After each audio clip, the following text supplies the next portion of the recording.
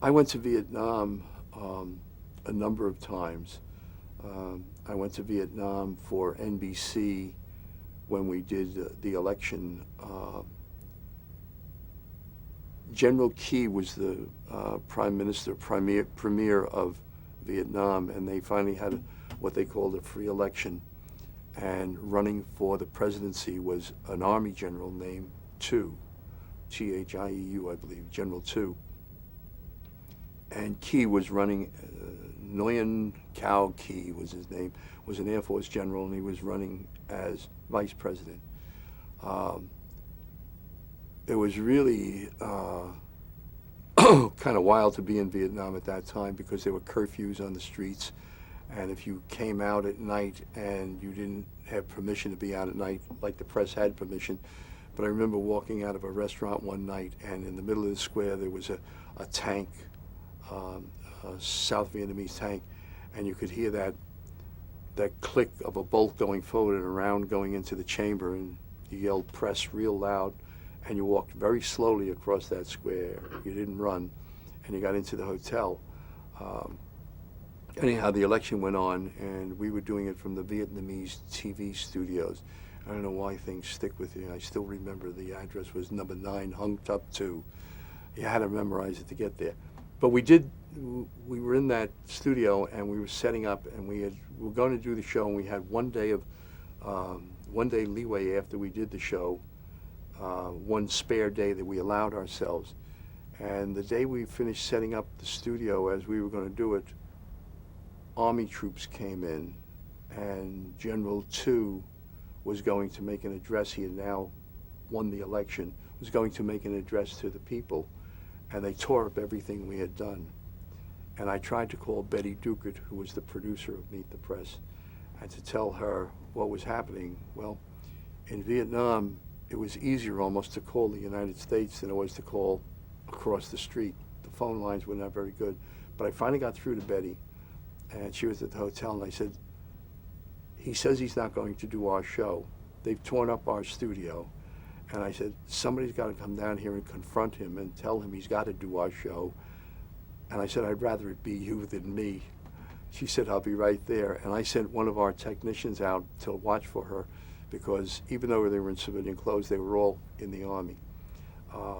He got her in, and she walked up to Thieu, who was finishing after he finished his speech, and he had people around him with rifles and bands of ammunition across their chest and pistols stuck in their belt. It looked like something out of a Pancho Villa movie.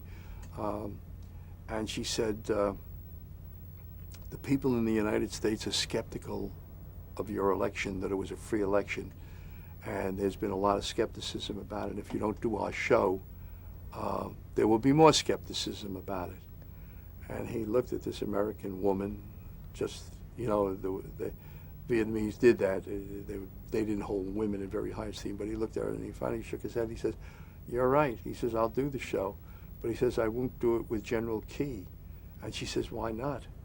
And he said, well, if you were doing Lyndon Johnson in the United States, would you also have Hubert Humphrey?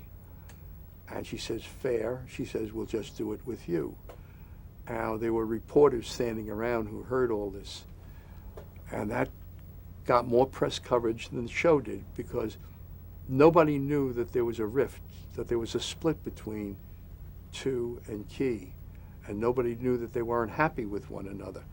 But in all the American papers, it was front page news about the split between the two of them.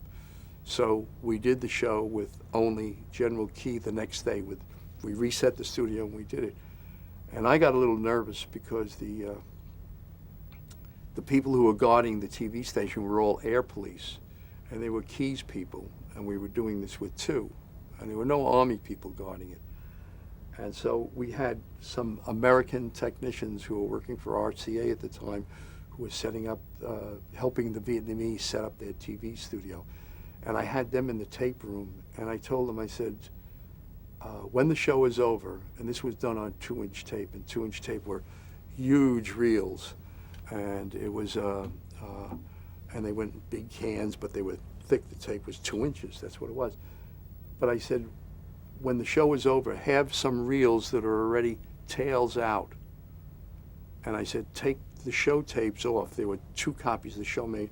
Put them in the can right away.